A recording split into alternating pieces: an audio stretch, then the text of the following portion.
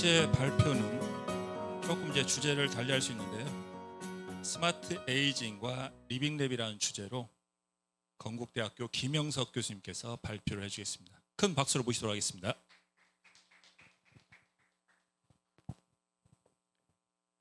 네, 안녕하세요. 건국대학교 김영석입니다. 우선 이렇게 좋은 장소, 그 다음에 좋은 프로그램에 저를 초대해 주셔서 감사드립니다.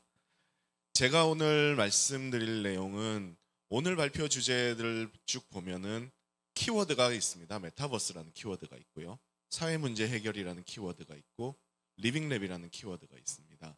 이런 키워드들을 생각을 해봤을 때 어떻게 하면은 메타버스, 조금 더 이제 구체적으로 가면 실감 미디어라고 하는 기술이 사회 문제 해결에 적용이 될 수 있고 그 사회 문제 해결을 위해서 어떤 문제에 적용될 수 있을까를 고민을 해보게 됐습니다. 그래서 그것에 관련돼서 제가 최근 한 5년 동안 해왔었던 사회 문제 해결 중에서도 고령 사회 문제 해결을 위한 하나의 주제로 스마트 에이징이라는 주제에 대해서 리빙랩 접근 방법이 가상현실, 증강현실, 실감 미디어라는 기술을 어떻게 활용을 할 수 있을지에 대해서 말씀을 드리겠습니다.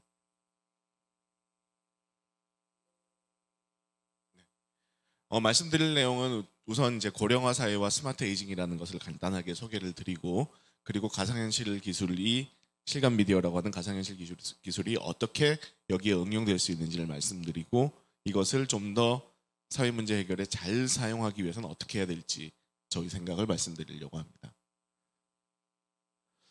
실제 저희가 스마트 에이징이라는 문제를 처음 보게 된 거는 2016년이었습니다. 그때 이제 리빙랩을 그 네덜란드에 있는 몇 개 대학과 국내에 있는 몇 개 기관과 같이 시작을 하면서 주제로 처음 잡은 것이 스마트 에이징이었는데, 고령화 사회는 우리 모두가 알고 있다시피 상당히 큰 문제입니다. 은퇴한 인구 비율이 급증하고 있고요. 특히 우리나라 같은 경우에는 전 세계에서 가장 빠른 고령화를 겪고 있습니다. 그리고 이 과정을 다른 나라들하고 비교해 보면은 고령화 문제는 모든 선진국이 겪고 있는 문제인데 접근 방법에서의 차이점도 저희가 발견을 했습니다. 위에 보이시는 사진은 이제 유럽의 100년 전 도시의 모습과 현재의 도시의 모습인데 큰 차이가 별로 없습니다. 100년 전과 지금이. 단지 인구 구성만 좀 바뀐다는 거죠. 근데 우리나라 같은 경우에는 100년 전의 모습과 지금의 모습이 뭐 전혀 다른, 정말 유럽으로 친자면 한 1000년 전의 모습과 지금의 모습과 같은 정도의 차이가 보여지고 있습니다. 결국 우리나라 같은 사회는 유럽의 사회하고 조금 다르게 빠른 경제 성장과 세대 간의 차이의 문제가 고령화 사회에서 더 크게 나타나는 특징을 가지고 있고요. 그와 함께 고령 인구의 경제적 문제가 우리나라 사회 같은 경우는 이러한 특징을 갖는 사회 같은 경우에는 더 큰 문제로 나타나기 때문에 접근 방법이 달라져야 된다는 것이 하나의 특징이었습니다. 그럼에도 불구하고 기존 고령화 사회에 대한 접근 방법, 여러 가지 정책이 있었고 여러 가지 이제 사회 운동이 있었지만은 대부분은 단순한 생활 보조의 지원이었거나 혹은 헬스케어 측면에서의 지원이었거나 이런 것들이었지, 여기에서부터 이 고령화된 사회에서 가지고 있는 세대 간의 단절이라든가 혹은 고령 인구 자체의 사회에 대한 액티브한 참여에 대한 욕구의 해결에 대해서는 해결의 어떤 한계를 가지고 있었던 거죠.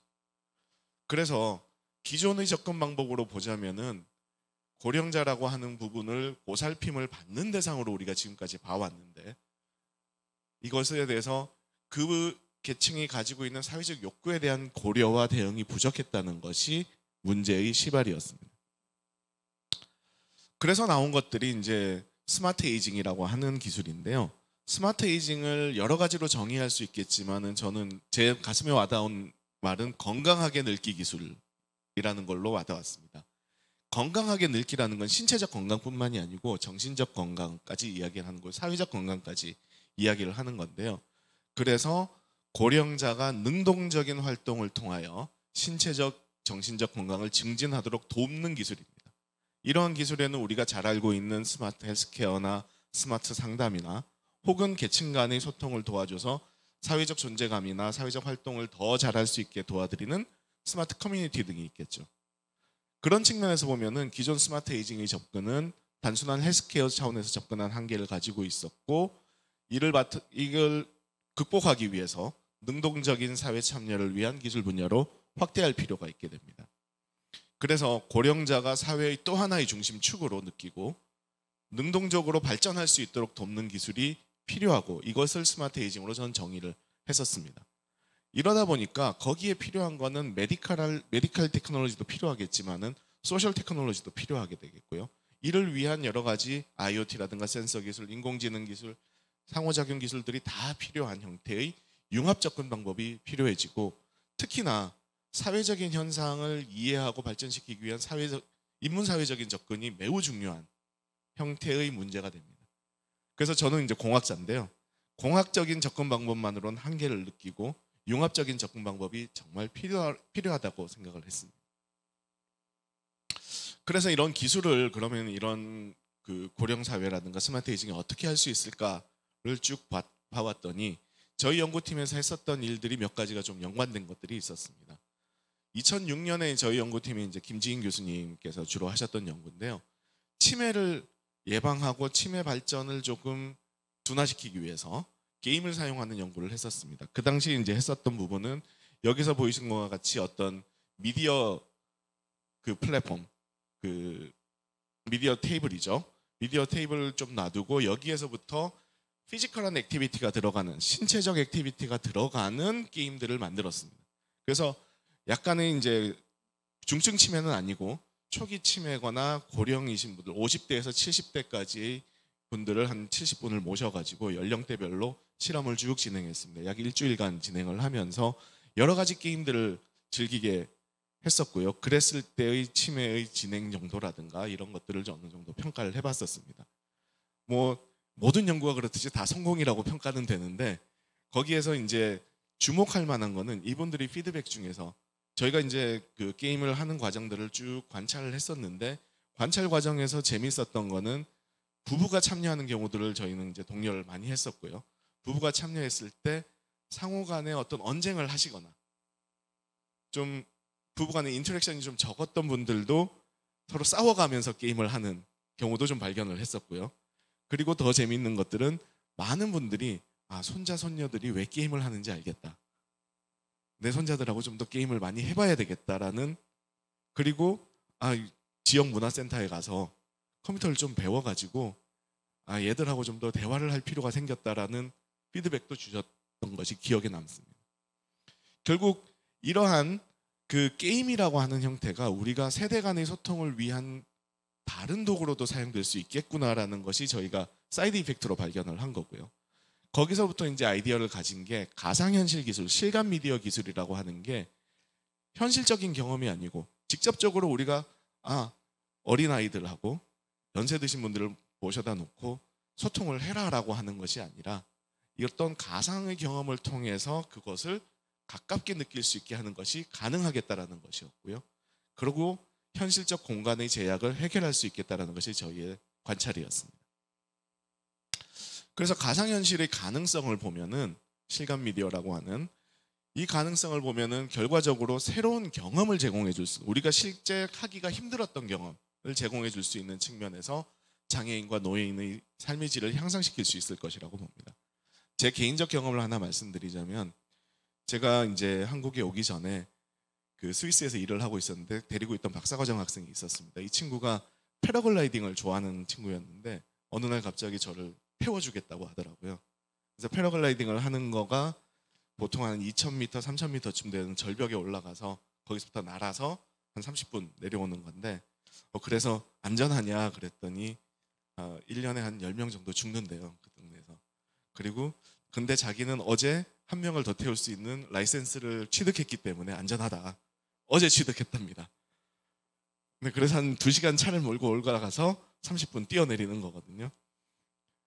그때 이제 생각한 것이, 그러면은 이런 경험 자체가 상당히 즐겁고 좋은 경험인데 그만한 위험성도 있고 들여야 되는 시간적 비용과 여러 가지 정신적 비용도 큰데 이것을 가상으로 경험할 수 있다면 정말 좋지 않을까. 그럼 반나절 하루 종일의 시간이 걸리는데 그거를 한 5분, 10분 내에 체험을 할 수 있으면 정말 좋지 않을까를 생각을 해본 거죠. 여기에 좀 더 할 수 있는 것이 실감 미디어라고 하는 것은 새로운 형태의 소통 도구가 될 수 있습니다. 미디어라고 하는 말이 있듯이 우리가 그동안 미디어를 통한 소통의 역사를 생각해 보면은 예전에는 동굴의 벽화를 통해서 소통을 했다라고 하면 책을 통해서 소통을 하고 뭐 우리나라를 예로 들자면 싸이월드라는 서비스도 있었지만 사진을 통해서 소통을 하고 그러다가 유튜브라고 하는 그 서비스를 통해서는 동영상을 통해서 소통을 한다면 이제는 뭔가 경험을 직접적으로 공유할 수 있는 그런 소통 도구가 실감 미디어로서 가능하지 않을까라는 것이 또 하나의 접근 방법이 될 겁니다. 그리고 재활 및 건강 유지를 위한 도구로도 당연히 쓰일 수가 있겠죠. 이거는 전문가 및 커뮤니티와의 상호작용을 통해서 신체적인 재활이라든가 정신적 재활에 당연히 많이 사용이 될 거고 저희가 이제 저희 학교 병원뿐만이 아니라 주변의 병원들과 같이 재활의학과와는 같이 여러 가지 지금 프로젝트들을 진행하고 좋은 성과들을 보이고 있습니다. 저희들뿐만이 아니고 미국 같은 경우에는 아예 전문적인 재활 프로그램을 가상현실로 하는 것들이 상용화가 되고 있고요. 그래서 이제 저희가 생각하는 것은 스마트 에이징을 위한 기술 활용으로 가상현실, 실감 미디어가 매우 가능성이 높다라는 결론을 내렸습니다. 그러면은 지금의 가상현실 기술의 한계하고 가능성을 기술 측면에서 저는 일단 살펴봤었습니다. 가상현실은 잘 알고 계시다시피 뭔가 이렇게 HMD나 여러 가지 장비를 사용을 해서 현실이 아닌 것을 현실처럼 느끼게 하는 기술인데요. 거기에는 이런 큰 디스플레이들도 있고 HMD들도 있고 한데요.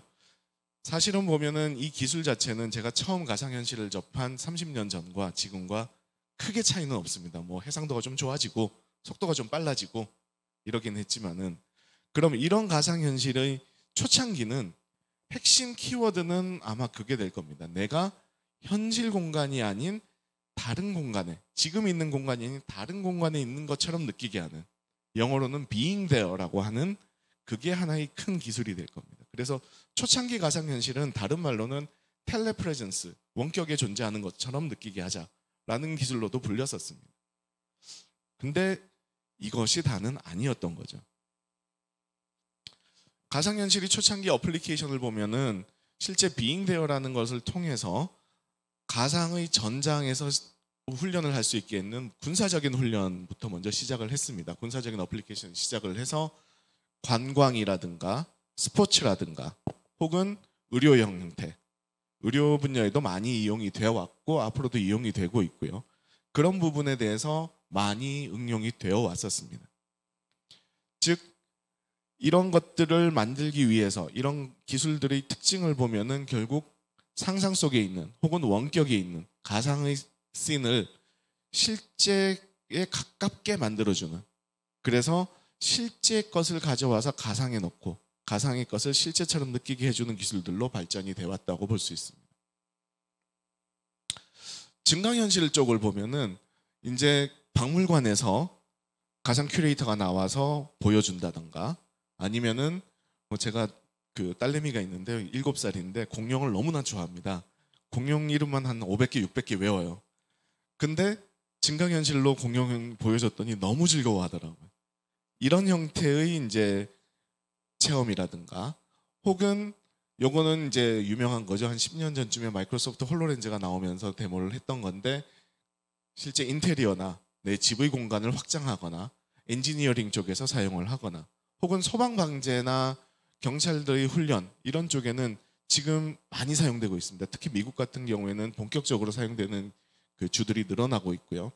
이런 부분에 이제 우리가 많은 비용을 들여서 하기 어려운 혹은 실제로 가져오기 힘든 과정을 시뮬레이션 하는데 많이 사용되고 있고 이것을 위한 모델링 자체는 그 메타버스를 구성하고 가상세계를 구성하는 거는 30년 전에는 이걸 많은 비용을 들여가지고 전문적으로 구성을 했었어요.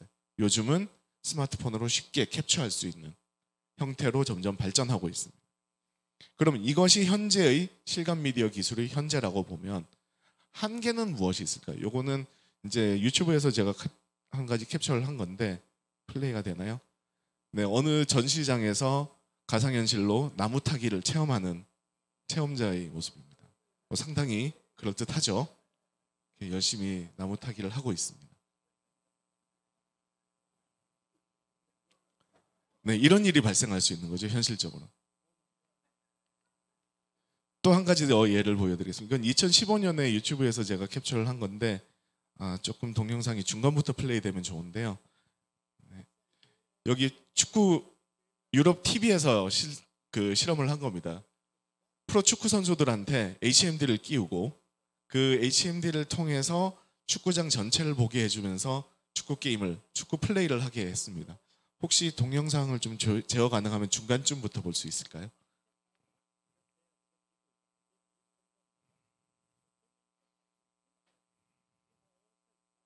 한 13분 위치 정도면 좋을 것 같습니다.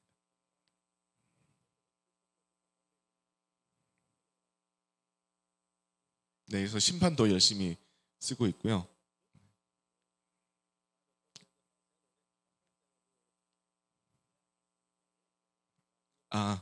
네, 그러면은 동영상 여기 재밌는 부분이 있는데 시간 관계상 좀 넘어가도록 하고요. 여기서 보면은 실제 HMD를 끼고 보면은 더 많은 정보가 주어집니다. 더 많은 정보가 주어지는데 플레이하는 걸 보면은 정말 바보같이 플레이합니다. 공이 눈앞에 있는데 차지를 못하고요. 골키퍼는 골을 막으려고 하다가 결국에서 쓸 수 있는 방법이 없어서 그냥 누워버립니다. 공이 오는 걸 막기 위해서. 이런 형태로 상당히 바보 같은 형태가 되는 게 HMD로서 많은 정보를 줬는데 바보같이 되는 거죠. 잘못 디자인된 컨텐츠 때문에, 잘못 디자인된 인터랙션 때문에.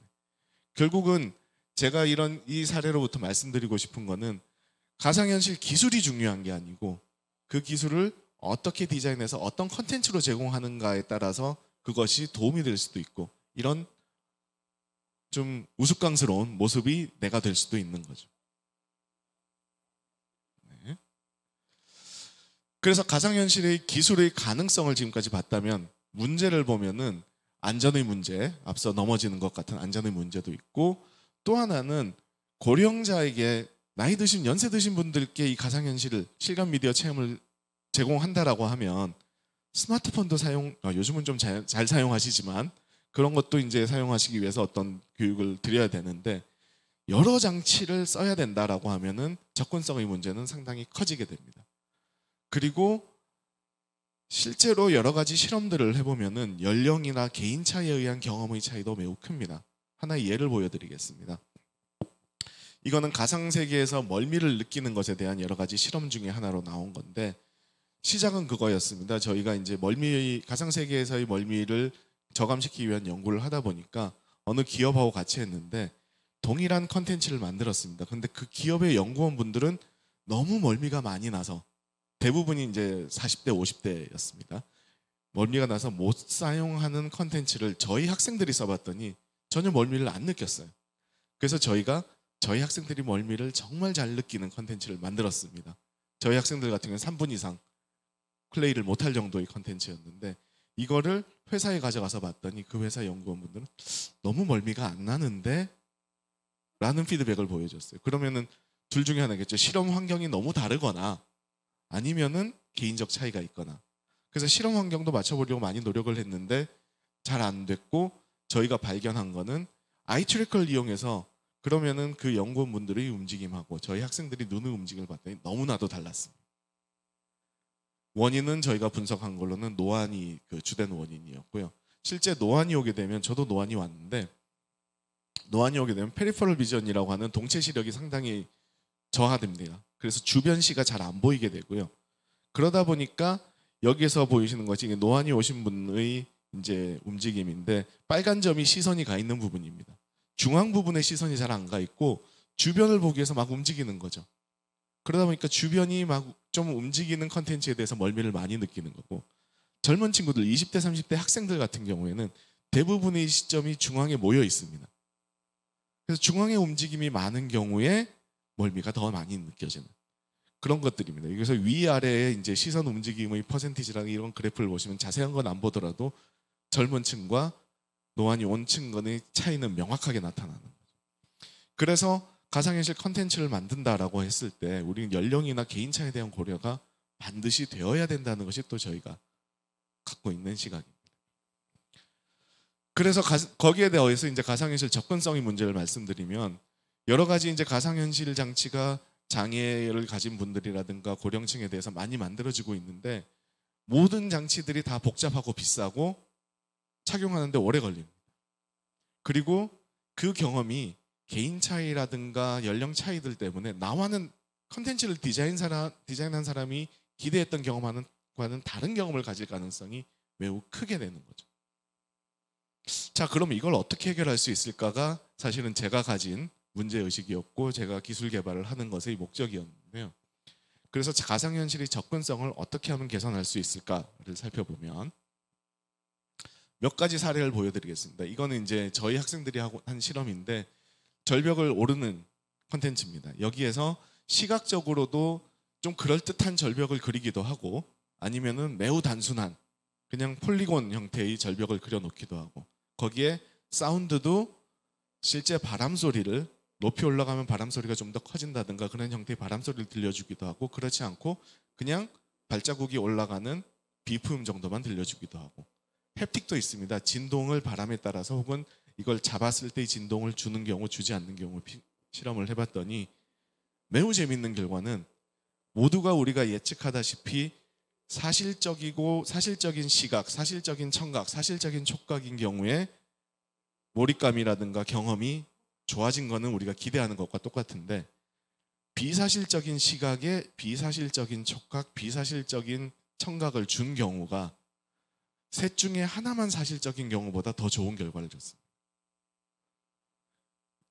이것을 이제 설명하는 이론은 여러 가지가 있는데요. 가장 단순하게 설명할 수 있는 방법은 기대치와 만족입니다. 그래서 모든 감각 수준이 비슷하면은 기대치가 거기에 맞춰져 있기 때문에 우리의 경험은 거기에 만족하게 되는데요. 하나만 수준이 달라져 버리면 기대치가 다르기 때문에 불만족하고 몰입감에서 깨어나게 되는 거죠. 그래서 이것을 통해서 이제 살펴본다면은 우리가 어떤 식으로 발전할 수 있겠냐 봤을 때 기존의 가상현실이라고 하면 감각 정보를 현실하고 똑같이 제공해서 어떻게든 시각도 정말 똑같이 제공하고 청각도 똑같이 제공하고 촉각도 똑같이 제공해서 그것을 통한 몰입감의 제공이었다면 이것을 좀 다르게 생각을 하면은 똑같이 제공하지 않아도 우리가 느끼는 경험 자체는 같이 전달할 수 있겠다라는 거죠. 절벽을 오르는 경험 자체는 같이 전달할 수 있겠다라는 거죠. 그래서 우리의 가상현실이라고 하는 게 기존에는 정보의 전달이었다면 이제는 경험의 전달로 바뀔 거라고 생각합니다. 그러면 메타버스라고 하는 것도 현실 공간을 디지털 트윈으로 만들거나 거기에서 뭔가 다른 걸 만드는 게 아니라 아까 박 센터장님께서 말씀해 주신 것과 같이 시각적으로는 정말 장난감 같은 거지만은 거기서 줄 수 있는 경험이라는 것이 새로 만들어질 수 있는 거예요. 그럼 그 경험을 공유할 수 있는 플랫폼으로 갈 거다라는 겁니다.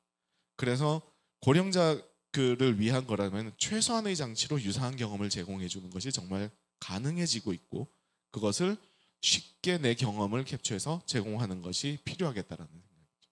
몇 가지 실험 시간 관계상 많은 걸 말씀드리지 못하는데 재밌는 실험 몇 가지만 말씀드리겠습니다. 요거는 이제 한 15년 전쯤에 제가 스웨덴 아티스트라고 같이 실험을 했던 내용인데 그분이 했던 실험이 어떤 거였냐면은 페블 박스로 해서 조그만한 박스 안에 자갈들을 넣어 놓습니다. 그리고 막대기를 꽂아서 피실험자는 그 자갈 안을 움직입니다. 그럼 이 막대기를 통해서 막대기가 부딪히는 촉각을 느끼게 되겠죠. 그리고 그 사람의 시각은 가려놓은 채로 사운드만 들려줍니다. 3분의 1의 사람들에게는 자갈이 부딪히는 사운드를 들려주고요. 시각은 가려진 상태에서 3분의 1에게는 물이 흐르는 사운드를 들려주고 3분의 1은 모래가 흐르는 사운드를 들려줍니다. 그러고 5분 뒤에 이 박스 안에 뭐가 들었을지를 물어보면 예측하는 그대로의 답이 나옵니다. 자갈이 부딪히는 사운드를 들은 사람들은 자갈이라고 답을 하고 물이 흐르는 소리를 들은 사람들의 80%는 물이라고 답을 합니다.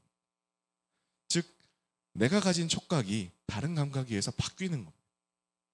그래서 감각의 오버로딩이 가능해지고 감각의 환상이 이루어질 수 있는 거죠. 저희가 했던 실험인데요. 이거는 이제 시각적 감각을 통해서 아령을 드는 감각인데 이 친구가 들고 있는 아령은 1kg짜리 매우 가벼운 아령입니다. 근데 시각을 통해서 좀 더 무겁게 그리거나 색깔을 바꿔 그리거나 좀 더 크게 그렸을 때 근전도를 통해서 근육에 가해진 힘이 어느 정도인가를 봤습니다. 실험 결과로는 약 1kg 정도의 차이는 느끼게 할 수 있었습니다.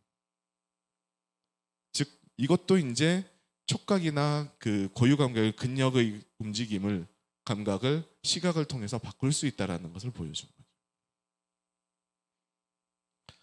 이거는 이제 다른 최근에 이제 많이 이루어지는 연구인데 Redirected Working이라고 하는 연구들입니다. 뭐냐면은 좁은 공간에서 넓은 것을 느끼게 해주는 겁니다. 그래서 실제 여기에서 보이는 넓은 가상 공간을 위에 보이는 좁은 공간에서 정말 이 넓은 데를 걷는 느낌을 갖는 거죠. 그래서 보시면은 여기에 빨간색의 궤적이 실제 사람이 걸어 다닌 거고요. 파란색의 궤적은 가상 세계 내에서 그 사람이 느끼는 궤적입니다. 걷는 동안에 화면을 조금씩 그 사람이 느끼지 못하게 회전을 시켜줍니다. 그러면은 자기도 모르게 직선으로 가지 않고 옆으로 움직이게 되는 거죠. 그럼 이걸 통해서 이 좁은 공간이지만 전주시 전체를, 전주 한옥마을 전체를 나는 HMD를 쓰고 여기서 왔다 갔다 해보는 거예요. 그래서 저도 이거 전시회 가서 직접 해봤어요. 가상 갤러리였는데요. 한 150m 되는 복도에 수십 개의 작품이 걸린 갤러리였습니다. 그래서 저는 HMD를 쓰고 30분 동안 열심히 다녔어요. 근데 알고 봤더니 저는 한 5m 내를 왔다 갔다 했더라고요. 30분 동안 저는 150m를 정말 많은 작품들을 보고 다녔는데 그런 것들이 이제 가능해지는 거예요. 여기에서 이제 좀 여러 가지 뭐 실험들이 있습니다만 또 하나 아까 이제 버추얼 인바디먼트 말씀해 주신 분 계셨는데요. 버추얼 인바디먼트라고 하는 거는 가상 세계에서 보이는 나의 아바타의 모습을 피드백을 한 5분 내지 10분 정도 봅니다. 예를 들자면은 제가 리클라이너 같은 데 누워서 HMD로 보면서 제 몸을 움직이는데 제 팔을 움직이면 아기 팔이 움직여지는 거죠. 한 돌제비 아기 있으니. 그걸 한 5분 정도 하게 되면은 인바디먼트에 대한 환상이 일어나서 내 몸은 그 아기의 몸인 것처럼 느끼게 됩니다. 그러고 걸으면은 정말 잘 못 걸어요. 여기에 대한 실험들이 상당히 많습니다. 이런 실험들을 이제 주로 많이 하신 분이 이제 영국의 멜 슬레이터라는 분인데 거기에 보면은 어떤 교육을 할 때도 아바타의 형상이라든가 그것에 따라서 교육의 효과도 달라질 수 있다라는 얘기들도 많이 나오고 있고요. 그래서 저희가 이제 했던 실험들도 이겁니다. 버추얼 인바디먼트를 위한 실험인데 버추얼 인바디먼트를 위한 실험에서 인바디먼트를 뭐 상체만 보여줬을 때, 전체 바디를 보여줬을 때, 손만 보여줬을 때라고 하면은 뭐 당연히 예측하다시피 내가 인터랙션하는 부위에 대한 가상 아바타가 내 몸에 인바디가 되면은 좋은 퍼포먼스를 보여주는 사례들입니다. 그러면 이제 결론으로 나가가는데요. 기존의 가상현실, 실감 미디어를 위한 그 어플리케이션을 보면 리하빌리테이션이라고 해서 그 재활에 대한 어플리케이션이 많았습니다. 그래서 재활을 할 때 이런 미디어를 이용해서 인터랙션을 한다든가 혹은 이런 이제 게임 같은 걸 통해서 인터랙션을 통해서 재활을 하는 경우가 많았는데 만약 이런 접근성의 문제가 해결되고 다양한 경험 공유가 가능해지면은 실제 사람들하고 가상의 공간하고 같이 인터랙션하는 경우 나와는 다른 문화를 겪으면서 인터랙션 하는 것이 가능해지는 이런 것이 이제 사실은 실감 미디어 가상현실의 미래라고 생각합니다. 단순히 현실 공간을 카피해서 게임을 제공하고 경험을 제공하는 게 아니고 나하고 다른 것들을 느끼게 해주고 내가 느끼기 어려웠던 것을 해줄 수 있는 것이 그 미래라고 생각을 합니다. 그래서 그것에 관련돼서 이제 2016년부터 저희가 리빙랩을 쭉 해왔었는데요. 리빙랩을 할 때 저희가 했었던 프로세스를 간단히 말씀드리면은 시작할 때 파티시펀트들이 학생들은 커스터머를 구해옵니다. 그래서 저희가 이제 했었던 파트너는 저희 컴퓨터공학 전공한 건국대학교 학생들하고 노인학을 전공하는 네덜란드 대학 학생하고 경영학을 전공하는 네덜란드 대학 학생이 쭉 세 개의 분야가 한 팀을 만들어서 하는데 각각의 나라에서 저희 뭐 너싱홈이라든가 아니면은 그 시니어들이 모인 곳을 찾아가서 시니어 커스터머를 구해오고요. 1년간 그분하고 같이 프로젝트를 진행하는 겁니다. 진행하면서 처음에는 리서치를 통해서 문제 도출을 하고 거기서부터 프로토타입을 만드는 과정까지 가는데 재미있던 거는 그 과정에 대한 여러 가지 실험인데 그중에 여기 한 분은 연세가 90세가 넘은 분이고요. 한국까지도 여러 번 오셨어요, 이분은. 그러면서 이제 상당히 포지티브한 피드백들이 많았습니다. 여기서 학생들이 했었던 거는 세대 간의 소통을 위한 커뮤니케이션 플랫폼도 만들었었고요. 새로운 형태의 너싱홈을 디자인해서 가상세계 내에서 만들어 보기도 했었고, 여러 가지 프로젝트들이 이제 가능해지는 거예요. 이런 경험들이 이제 앞으로 메타버스 상에서, 그 다음에 가상현실 기술을 이용을 해서 더 강화될 것이라고 저는 기대하고 있습니다. 네, 뭐 끝내기 전에 지금 말씀드린 내용은 제 대학원생들이 쭉 했었던 일들이고요. 여기에 보여드리는 과제들에 의해서 좀 지원을 받았던 일이라는 것을 말씀드립니다. 네, 이상으로 발표를 마치겠습니다. 감사합니다.